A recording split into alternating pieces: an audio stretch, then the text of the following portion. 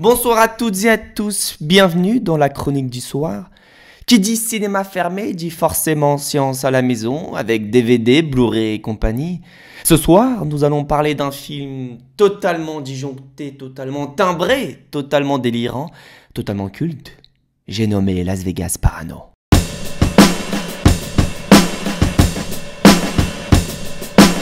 Alors Las Vegas Parano, c'est un film du génial réalisateur Terry Gilliam, sorti en 1998, la fin d'une décennie majeure de l'histoire du cinéma. À l'image de ses précédents films, je pense entre autres à L'Armée des 12 singes, à Brasil, ou encore Zéro Théorème, Terry Gilliam nous plonge dans un univers qui casse les codes, un univers qui ne semble pas avoir d'ordre établi, en somme, un univers totalement différent du cinéma classique, bref, un film totalement culte. Culte pour ses décors, culte pour son histoire, évidemment culte pour ses deux personnages principaux, interprétés magistralement par Johnny Depp et Benicio del Toro. Pour faire court, et puis de toutes les façons, entre vous et moi, on pourra pas faire plus long, ce film retrace l'histoire d'un journaliste et de son avocat venu couvrir une course automobile en plein Las Vegas.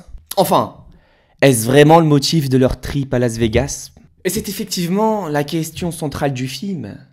Car pour celles et ceux qui l'auraient pas vu, et celles et ceux qui l'auraient vu d'ailleurs, rappelons que nos deux personnages principaux ne font que prendre des drogues du début à la fin du film, du début à la fin de leur voyage. Et nous prenons évidemment un plaisir coupable à regarder leurs hallucinations qui ne font qu'augmenter au fur et à mesure que le film avance.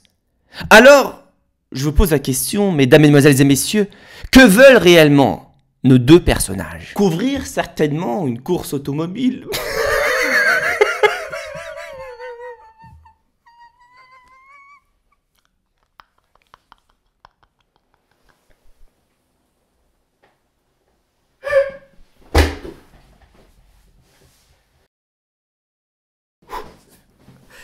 Allez, reprenons du sérieux. J'arrête. Couvrir une course automobile, oui, c'est ce qu'ils sont censés faire, c'est ce qu'ils un chasseur sachant chasser sans son chien est un bon chasseur, je répète, un chasseur sachant chasser sans son chien est un bon chasseur. Oui, c'est ce qu'ils sont censés faire, couvrir une course automobile. Ils nous le disent très clairement dès le début.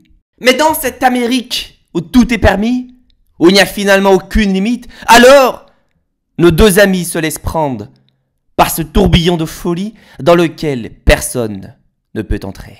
Personne, car ces drogues imposent justement à ceux qui la prennent un monde totalement différent, un monde autre que celui de la réalité. Et cette folie, ils l'acceptent et la choisissent. Amen. Enfin, peuvent-ils sincèrement la refuser, cette folie? Ou bien sont-ils simplement prisonniers de ces hallucinations sans fin? On n'en sait rien. Walou. Mais qu'importe. Las Vegas Parano est adapté d'un roman de Hunter Thompson, journaliste et écrivain américain qui raconte sa propre expérience à travers le personnage de Johnny Depp. Finalement, pourrait-on supposer, mesdames, mesdemoiselles et messieurs, je dis bien supposer, attention, à prendre avec des pincettes, ça veut dire que le verbe à l'infinitif il est là, supposer, hop, tu prends une pincette et tu le prends, supposer, oui, je suppose. Nous pourrions supposer effectivement que le film Las Vegas Parano est un film exclusivement sur les drogues et les substances illicites. C'est tout, rien d'autre. Le seul conseil que je pourrais vous donner finalement, mes chers compatriotes, ça serait de le voir, de l'aimer ou de le détester, et vous comprendrez finalement ce que je veux dire par ces non-dits. Oui, j'ai bien dit non-dits, N-O-N-D-I-T-S, non-dits. Voyez.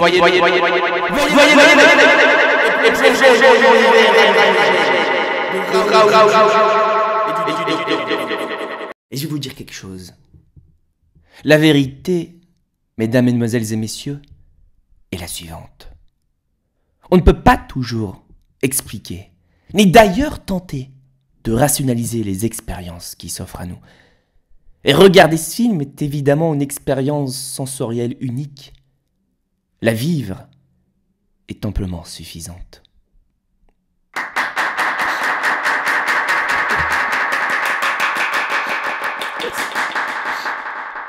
C'est bon. Tu coupes. L'analyser? Pourquoi pas après tout? Mais ça serait hors de propos pour ce film. Vraiment hors de propos. J'insiste. Non mais j'insiste, hein. Attends, 2 secondes. Là, je suis très sérieux, j'insiste. On va arrêter de rigoler 2 secondes et parler sérieusement. C'est fatigant de devoir sans cesse donner des explications sur ce que tu vois. Non mais c'est vrai, à un moment donné, t'as juste envie d'aller au cinéma, t'as juste envie d'aller voir ton film, ton DVD, tout ça, et kiffer, c'est tout. Et t'as pas envie de dire pourquoi t'as aimé, pourquoi t'as pas aimé. Je déteste ce film. Eh ben laisse-moi la liberté de pas aimer. Laisse-moi aussi, j'ai pas envie d'expliquer. Il y a des fois où voilà, j'ai pas envie d'expliquer pourquoi. T'es dans le cinéma, tu fais des films, t'écris, tout ça. Tu dois savoir, analyser tout ce que tu vois, c'est important pour toi, pour ta santé mentale. Ah mais c'est bon là, à un moment donné, je suis une feignasse, j'ai pas envie d'expliquer tout ce que je vois. J'ai envie d'expliquer ce que je vois, des fois, ouais, des fois j'ai pas envie, ouais, voilà, c'est la paresse, ça s'appelle la paresse, au cas où tu connaîtrais pas la paresse. La feignasse, ouais, nous tous des feignasses, et alors, c'est bon, ça m'a saoulé, allez, c'est bon.